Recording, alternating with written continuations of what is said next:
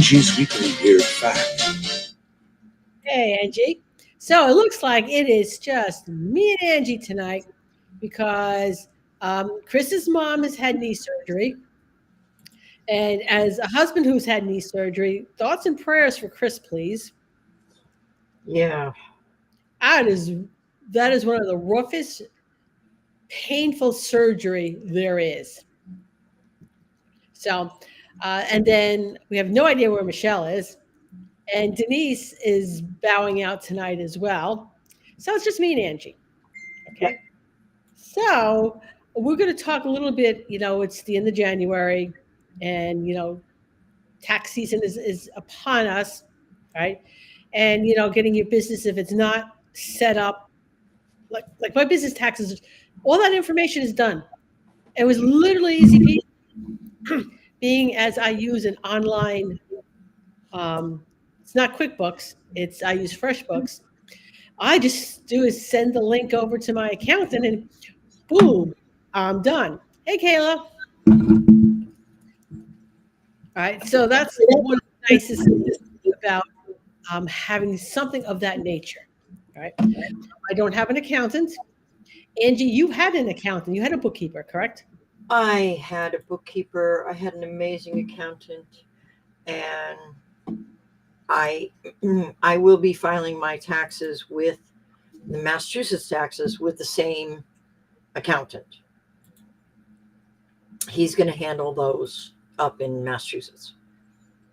So, but the taxes for Florida and federal taxes will be done by someone down here. Okay.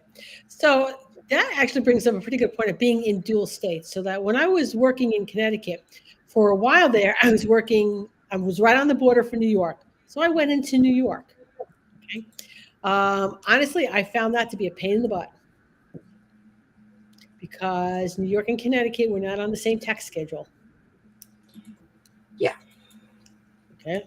In fact, my accountant had told me that New York State made more money in fines because their tax schedule was like where most states are the end of March and the June and the September and the December. Not theirs.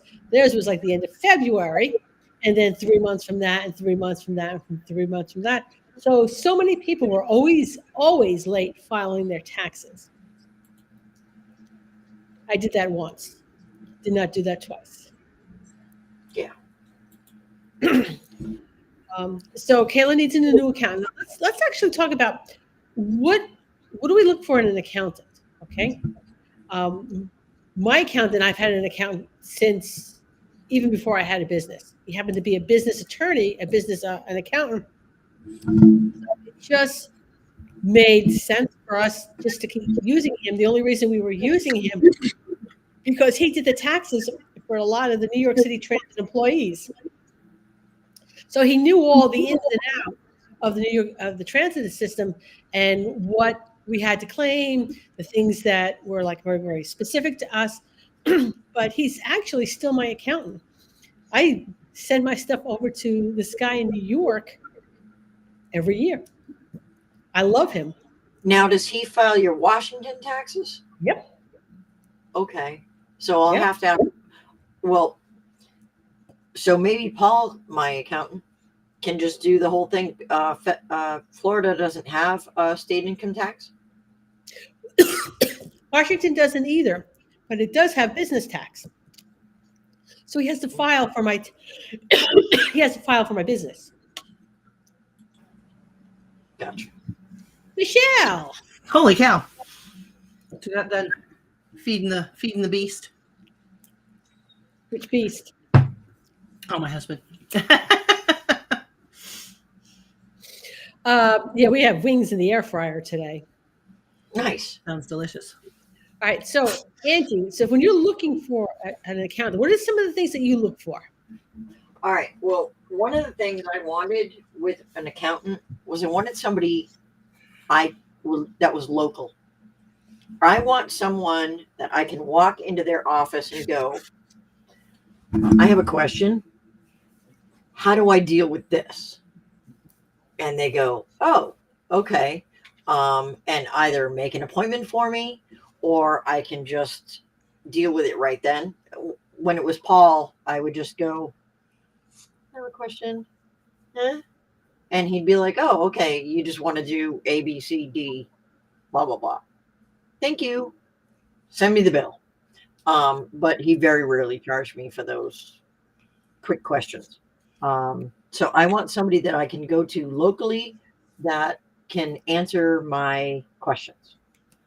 That was thing number one. Thing number two is I want them to understand business tax, which means if they tell me, no, you can have a 1099. That was the first question I asked. I initially started dealing with his father probably 20 years ago. And so that was the question I asked Jim. And then the same thing for Paul is, 1099. Massachusetts is one of those states that it's like there's so many laws about 1099 independent contractors. There's no wiggle room. And they are not screwing around. When Massachusetts wants their taxes, so help me, they're going to get them. Mm-hmm. So you don't mess. So If it never made any sense to me that if you were going to pay them 1099 anyway, they should start their own business. Like that's a whole different thing. If you're hiring an employee, then they're an employee. right. All right. So Terry, hi Terry. Terry's here. This is Terry's soapbox, by the way. Like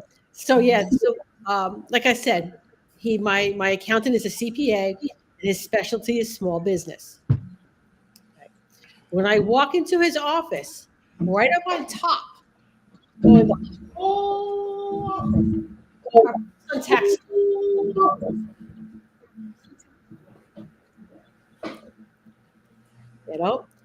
I don't want to know tax code. I don't care about tax code. Yeah, I want them to actually know what they're doing. Yes. Mm-hmm. I want them to be able to know the tax code. And they had to learn about Washington. Okay. But they were willing to do it because, their long-term client now lives in Washington. Mm-hmm. Okay. So there has to be like this willingness to listen to you. Okay. What I liked about him is that he wasn't one of these guys that when we brought the taxes in, just started talking to my husband. I hate that. I hate that with a passion. This is like my business. Mm-hmm. Okay. Ask me the questions. Right. So, and Anessa made that really clear. So I know nothing about her business. Nothing. Don't ask me. All right. So he was good that way. And there's a lot of women-owned businesses. That's probably one of our biggest complaints. Mm-hmm. It's like we're the business owner, yet they're talking to the guy next to us and not us. Mm-hmm. Yeah. See, my accountant was he only dealt with me, and Matt would just come in and sign the form. Yeah, that was it. The only point of contact he had was me. So, and his father before him. Yeah. And they were lovely, and I miss them. So there are a few things, certainly not the weather I brought with me, that I miss about Massachusetts. My accountant is one of them. Yeah, we always have things we miss when we go from one area to another. So, Michelle, what about you? What do you look for in an accountant? I look for a track record. I look for somebody who is wise in small businesses. It's a bonus if they do women small-owned businesses, which you can actually look for in your search when you're searching for them. Especially if you go down to the Small Business Bureau of your area, they can give you a list of tax accountants that specialize in small businesses and may have had some experience with women-owned businesses. And from there, it's always another hope in the dark that they understand the grooming business, the grooming industry in and of itself, because sometimes you have more than just, as we all do here, we have more than just a grooming salon. There's all different kinds of pieces that are now put together in part of our portfolio, our tax portfolio, so that you really have to be mindful of all of the pieces. And if they don't know, they have to be willing to learn. Yeah. So it's why I'm a big proponent that for people who are in our industry, when they decide to like stop grooming and want to do something, if you love your QuickBooks, okay, that should be your. I know, I just cringe when it comes to QuickBooks, but there are groomers who actually enjoy that, and that can be your plan B. Mm-hmm. God bless them. I had a bookkeeper because, and I had an accountant, and I would take stuff, give it to the bookkeeper. He would give me a USB. Oh, and there was like light coming from it. It was beautiful. And I would take the USB and I would deliver it to Paul and go, huh. And he'd go, thanks, Ange. And that was it. And it was lovely. And I didn't have to like make my eyes bleed to make this happen. Yeah. Numbers and I are not friends.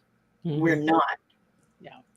And I want to see nothing on an Excel sheet. I'm on a couple of associations, and they give me things on an Excel sheet, and I swear to you, I have PTSD from Excel sheets. I can't do it. I as soon as I see an Excel sheet, I go, ooh. They don't bother me so much because in my last hospital job, I had to crunch all the numbers for my department.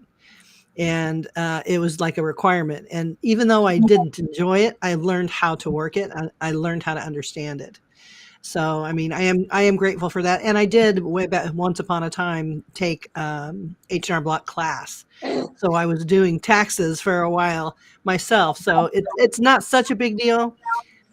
Right. Numbers are a sport. And if you look at it like that, it can make sense. Absolutely. So once you understand the pieces, it's not so bad. It's not so bad. Now, I'm going to tell you, I wouldn't do anybody else's taxes. I can only do mine. Well, there's a couple of people in the industry. Chris Leitz is one of them. He's actually an enrolled agent. And there's a second one, and I don't want to get her name correctly. So just give me a second to get Crystal Skeleton Lee. Mm-hmm. Oh, I was always reading that as skeleton. That's even better. But it's Crystal Skelton Lee, who's also within the pet industry. So if you don't want, and I know there are other groomers who are doing this as a side hustle. Okay. And if it is not a sport for me, Terry, I will tell you right now, I take a look at that and I want to cry. Yeah.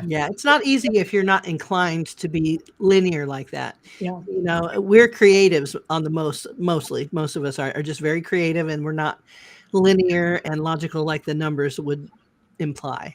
It immediately gives me a headache, like right here behind my eyes. So if I could just reach in behind my eyes and rub my brain, it would feel so much better.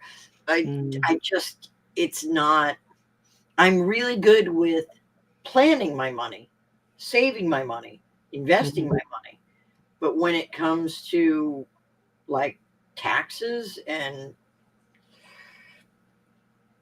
I don't understand it. I think half of the struggle is good record keeping. If you have good bookkeeping skills, if you can just at the very least put all your invoices and your receipts in the proper file of your categories, it makes it a heck of a lot better. Well, this is why I like FreshBooks, because I had QuickBooks and I really wanted to gouge my eyes out. But I like FreshBooks, and it's probably very similar to QuickBooks, but it's more straightforward, I guess is like a better word. Okay. So it's more straightforward. And I just once a week, I just input the information into it. That's really easy. And then my accountant gets the link. So he will, oh, yeah, Terry, definitely. What I pay him, I gladly pay. Oh yeah, Terry, that is absolutely the way to go. I'm talking about getting all the receipts in the different categories. If you're terrible at bookkeeping, at the very least, get a little folder with little compartments and then put all your receipts and invoices in so you can take them to the accountant so they know what they're doing. Because a lot of people can't navigate QuickBooks or anything like that either. You know, they don't even know how to open it up. They open it up and like, that is scary. But you have to keep all the stuff that you spent, everything that you took in and everything that went out. You have to keep a record of it, whether you take it to someone or you do it yourself or whatever. Like I said, I wouldn't do anybody else's because I would only do mine. But I do recommend that you take it to the pro. That is number one. If you're not sure and it gives you a headache or it makes you angry, take it to somebody else who doesn't mind doing it. Okay. So this is the time of year, all right? And the IRS will give you extensions. If your taxes are a mess and you're not prepared, you get an accountant and you have them file an extension for you to give you time. And while you're doing that, right, think about getting an accountant, think about doing, somebody who could help you organize it. One of my clients was a huge tax person for a huge multi-million-dollar company, okay? And she did their taxes. It was like a year-long process. Do you know how many years she went without filing her own taxes? She kept filing extensions. Like 5-6 years. I'm like, you need to hire somebody. That scares me so bad. I can't imagine going years on an extension. Well, she knew the tax laws. She said, "Yeah, I just filed another extension. I don't owe them any money. I just don't have time to do it." Right. And It's like reconciling your bank account, basically, is what it is. Yeah. It's like, in a major way, but I mean, that's what it is. It's like me hiring when dogs are boarded to have the groomer groom my own personal dogs because, Yeah. What can I say? All right. So there's lots of options out there. And if this is really something that you have been putting off, hire that accountant, hire that bookkeeper. Because a lot of them, too, will have a way that they want the information, depending on what software they use, how they like to file, how they like to organize it in their own brain. They'll tell you, okay, can you do this for me and get me the information that way, or send it over an email, or bring me a thumb drive, or something. They'll guide you as to what they need to help you and get recommendations. Mm-hmm. All right. Not all bookkeepers and not all accountants are honest people, right? In fact, I had a client who ended up going to jail because she was doing the books for her company and she was siphoning a little bit off. She was using the pay to get her trimmed. I don't even have any words. Not good. So, but the point being is get recommendations, find from people who, maybe talk to some of your other area groomers. Who are they using? Mm-hmm. Right? Are they happy with it? And there are some bookkeepers that come in and take a look at the mess that's in your file cabinet and organize it for you. They'll pay for it. Mm-hmm. But there are some bookkeepers who will take a look at your mess, fix it, and get you on track. Absolutely. It's just part of doing business. You have to do it. Pro tip. Go ahead. What you need is 12 paper clips and you need 12 binder clips. Your paper clips, you are going to paper clip all of the full page receipts together. You are going to put them on your table in 12 piles. January, February, March, April, May, June, July, August, September, October, November, December. Then you're going to take the skinny receipt ones and put them also in chronological order. You're going to put the paper clip on the full page receipts. You're going to put the binder clip on the skinny store receipts. And then you're going to make 12 organized little piles. So it's all not willy-nilly everywhere. And everything's going to be organized in nice, neat little piles. Okay. You can There's take those. still going to be people who are not going to do that. All right. But here's why you should. Because if you don't, you're going to pay more Yep. for someone else to do that. And they make $100 an hour. Oh yeah, yeah. My accountant told me he loved the fact, even before I had a business owner, everything was like all totaled up for him, all in an envelope for him. He says he would have people literally give him that shoebox full of receipts. They see it all the time, and they're just like, all right, that's where I make my money. Otherwise, it's in and out, basically. If you have everything organized, and especially if you can get it on your computer so you can just download it into their software, it's nothing hardly. And that's why I went to a bookkeeper. I paid the bookkeeper. I put everything in order. The bookkeeper would take all of that because it was all organized in chronological order. I paid like $50 a month for him to do all of that mess for me, which it was worth every penny. It was a half a Shih Tzu a month for him to do that. Yeah. Sign me up. Yep. And then I would take that golden beam of light USB and hand it to the accountant on the quarterly so he could go, all right, send him a check for this much. Quarterly taxes paid. And then at the end of the year, he would do my taxes. Quarterlies were done. Easy peasy, lemon squeezy. Yeah, Mo, my brain the same way. My brain does not function with Excel or Google Sheets. Just doesn't happen. QuickBooks was also problematic for me too. Okay. But a lot of accountants I think it might have something to do with the way the brains are wired. Absolutely. Yeah. Yeah. Some people were just not meant to work with numbers. We're meant to be creative and do other things. Yeah. Absolutely. There's a place for that. Absolutely. It's torture. So It's literally torture. Yeah. So make your life easy. And if you think about it, right? So for my accountant, when they handed him basically the shoebox full of receipts, he didn't organize that. He handed that to some assistant to do it. So he's charging his hourly rate and paying the assistant their hourly rate. Right. Because why would you have, it's the same thing in a grooming salon. Okay. So you have a Labrador that comes in the door. Are you going to pay your certified master groomer to groom that lab? Or are you going to have your certified master groomer grooming the poodle that is in a Continental? Well, no, you're going to have them working on the poodle that's in the Continental because the other ones is a bather.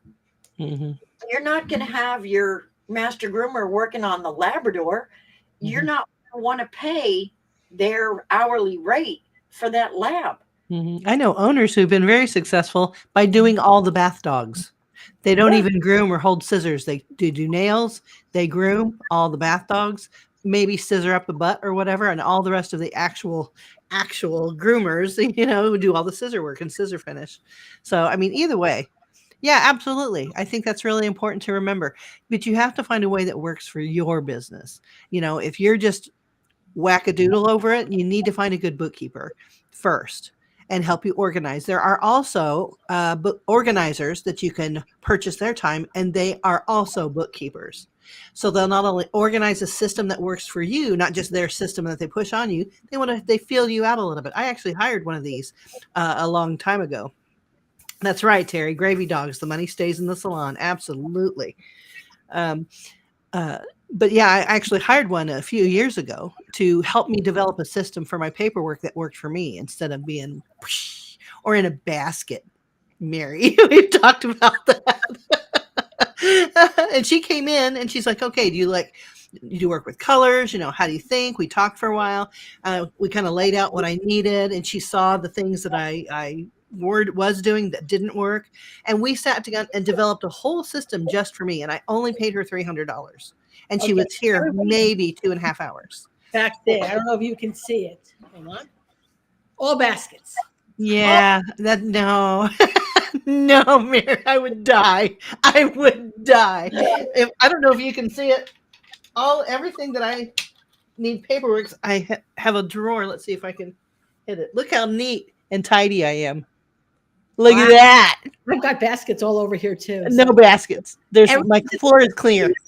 Everything's in a basket, Michelle. What? Everything's in a basket here. No, all of mine are color coded by year, and definitely. Find what works for you. Baskets. Yeah, work for that's me. the most important part. Yes, everybody thinks differently. Our brains all work differently. But yeah, if you're having trouble, absolutely hire somebody that can help you with your bookkeeping on your end. Yeah, because don't screw around with the IRS, folks. They're not kidding. They're really not. They want their money, and they really, really, really mean it. Mm-hmm. And they're not going to take, I didn't know. They don't care. They don't care. They don't care if you know. They don't care if you don't get it.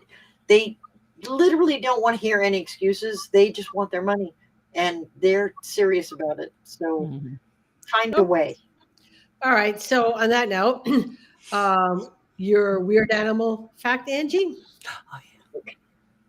That we don't need trauma recovery counseling. No.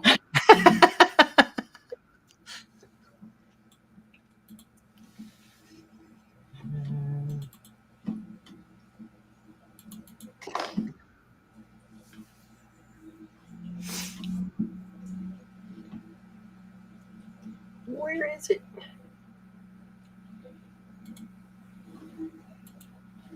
I think this is it. Angie's Weekly Weird Fact. Oh, okay. Well, this is the wrong one, but we're rolling with it anyway. Okay, so the most dogs ever owned by one person, which were all Mastiffs. There were 5,000 Mastiffs that were owned by one person, and that person was Kublai Khan. Okay. Angie's Weekly Weird Fact. And I wonder if they tanned the hides with all that non-water soluble slobber. That had to be used as resin or something. Well, what he used to do with the dogs is he would send them out as a vanguard ahead of the horses. And the dogs would wear a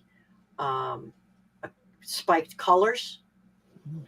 And because of the way Mastiffs run, because their gait is to the side like this, what they did is they would spike the back of their legs. So when the Mastiffs would jump up on a person, they would impale them, essentially taking out the first entire set of soldiers on the other side. And then the cavalry would roll in. So basically the dogs were infantry, if you will, and then the cavalry, and that's pretty much why they rolled through most of Asia. Yeah, and as it went on, Mastiffs were used for that for many, many centuries, and they actually were the actual dog that was talked about when they said "Release ye the hounds of war." That's actually what they were talking about is Mastiffs. Yeah, because the dogs go first and just annihilate everything. Yep, and they got to the point where some of them would have like a barding on, like a horse, so they would wear either leather, and as it progressed, they ended up wearing metal. So they would have metal barding on their bodies, along with the spikes. It was all spiked and disgusting and horrifying. Yeah. Yep. And because you can breed a bunch of puppies. if they're killed. You know, you can get them back. That's horrifying, but yeah. Yep. This was supposed to be Yeah. PG and sweet. So, I don't know. I wouldn't say Well- that she's channeling Chris. no. Just saying. So, but But yeah, dogs have been used Yeah. for so many things in our history. It just amazes me. It amazes me what they are capable of every single day. They amaze me, from the biggest, most historical hunter to the smallest little chihuahua. They amaze me.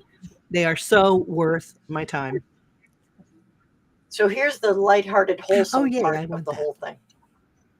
All right. So the dogs would actually sleep in the tents with the soldiers because they kept them warm. So they snuggled those dogs at night to Mhm. stay warm, which that's pretty It is cute, cute. you know? Tonight we rest. Tomorrow we rage. Yeah, that is cool though. But you know, at night they're snuggled up with a dog, which is, I mean, that's cool. Yeah, that is cool. I They thought had that quite a was- relationship with their horses as well. Yeah, they did. Even today, I was watching just the other day, like some kind of a documentary.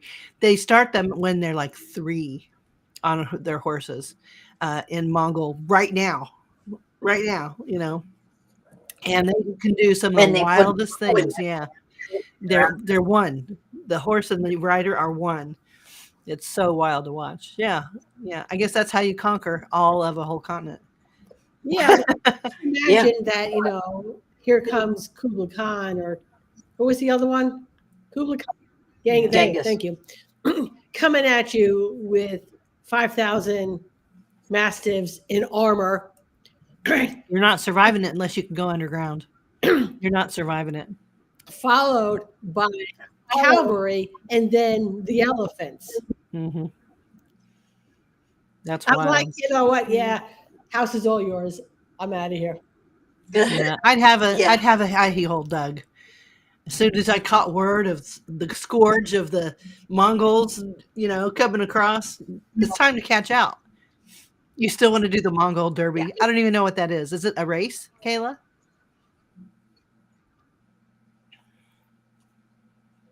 I know there's all kinds of weird races out there, like the Saudis have some crazy like horse races and camel races and all kinds through the desert and stuff. Yeah. It's like, wow. Okay, so we go to Google. Mongol Derby. It's a horse event. It's 1,000 kilometers through the Mongolian steppe. It's the world's largest horse race. It was developed by Genghis Khan. And apparently Okay. there's some significant prize money. Mhm. It's like the Iditarod, you know, except I don't know that they were delivering any medicine. Okay, so on that note, we will see everybody. All right, well, Chris, good night, Chris. We're wrapping up. We'll see you next week. Hope your mom is fine. All right, good night. Yeah.